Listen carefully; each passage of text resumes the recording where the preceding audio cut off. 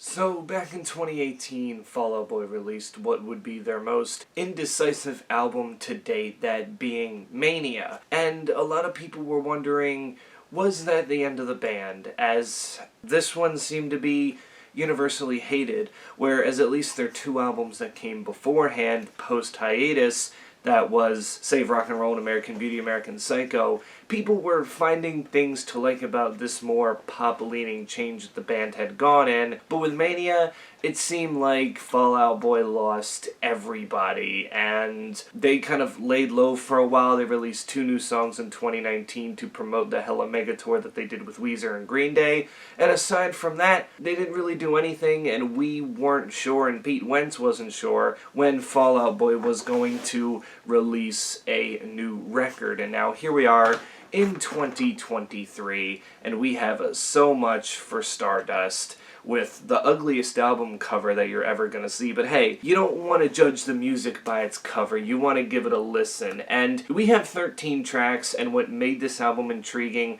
was that the first single we heard from this thing, the opening song, Love from the Other Side, saw the band return to more guitar-driven rock. There was guitar, there was drums, it was almost like you could hear Joe Troman and Andy Hurley again, whereas last record, it didn't necessarily feel like Fall Out Boy was a band. It just felt like they put a bunch of stuff together and left the other band members in the back. And we have 13 tracks. And from when you really listen to this album from start to finish, you realize that it's not a full return to form. Like, this isn't really pop-punk. It more has the sound of Fully Ado and the good things about the post-hiatus Fall Out Boy that are coming together here. And I think throughout 13 tracks, well, 11, it's 2 interludes, the Pink Seashell, which features Ethan Hawke, but that's more spoken word stuff, and then the song Baby Annihilation, which, excellent title, I mean, yeah,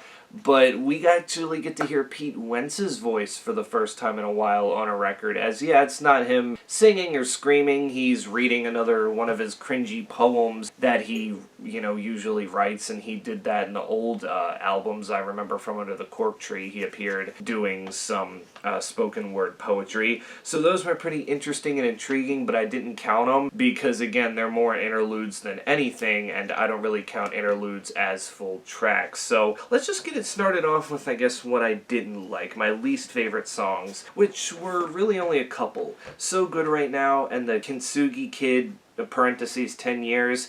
I don't know, those songs I guess just kind of fell flat for the most part. I think with 10 years the chorus wasn't as good, and was So Good Right Now, it just had the, I guess, mostly bad parts of Fall Out Boy coming off of the hiatus with the ooh ooh oohs and stuff like that. Like, it felt like something I heard many times before, and frankly didn't really even need to hear again. With the okay tracks, we have Fake Out, Flu Game, and What a Time to Be Alive. I feel like with What a Time to Be Alive, the chorus is okay, that's about it. Fake Out is meh, but again, I feel like compared to the rest of the album, it's definitely an odd one. And then Flu Game, which I guess had a promising start, but for the most part, it doesn't do a ton that makes me really, pay full attention to it in the first place. And then we got the rest of the songs that are in my favorite. Love from the Other Side, obviously love that track from the beginning.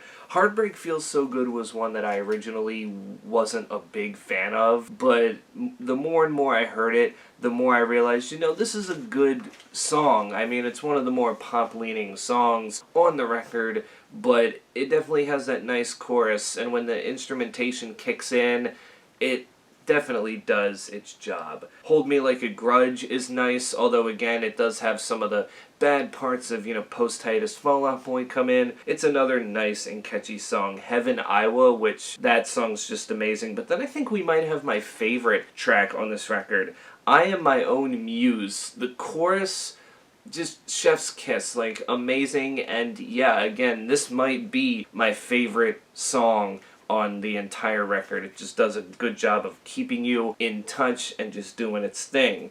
And then we have the finisher, the title track, So Much for Stardust, which, if there's one thing about this record that I've heard more than other Fall Out Boy records, is there was a lot more orchestral moments. It starts that way with Love from the Other Side, and then on the final track it starts that way and, you know, gets incorporated more throughout. There's also times where you hear turntables almost sound like, you know how back in the day Incubus had a turntable, where you're probably like, yeah, they don't necessarily need one. That's basically what it sounded like. Some of the times you heard the turntables just sounded so out of place. But yeah, I mean, this is definitely a step back up from where Mania was, because even though I originally gave Mania a 7 out of 10 when it came back way back then, I was naive because I just wanted to think that people were overreacting to it, but the more and more I listened to it over the years, the less in love I was with it. I mean, aside from the songs maybe Wilson Expensive Mistakes, Bishop's Knife Trick, and even Stay Frosty Royal Milk Tea have stuck with me. And then there's other okay tracks on there like Last of the Real Ones and Hold Me Tight or Don't.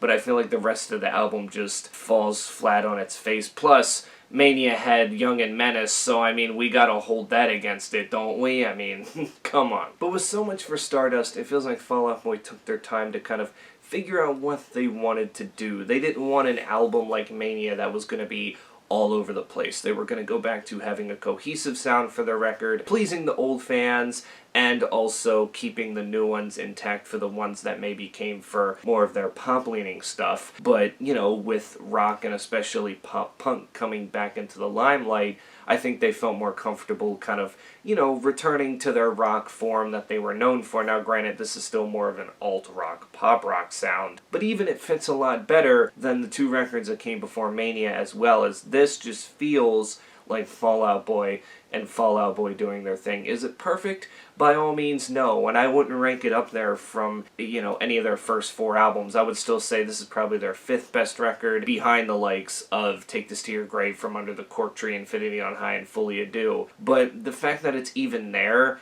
considering they were really, really down after Mania, it's a nice just U-turn to go back to that and to make us feel nostalgic while also still giving us something new and original. So I say So Much for Stardust gets a 7.5 out of 10.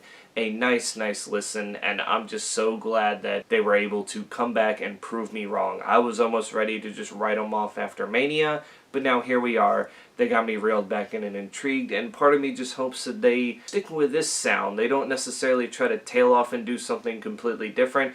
They stick with this and just do what they do best, and Patrick Stump just keeps singing his heart out like he did on this record. So that's my thoughts on this. You can tell me in the comments below what do you think, but until then, stay safe out there, and I will catch you all in the next one.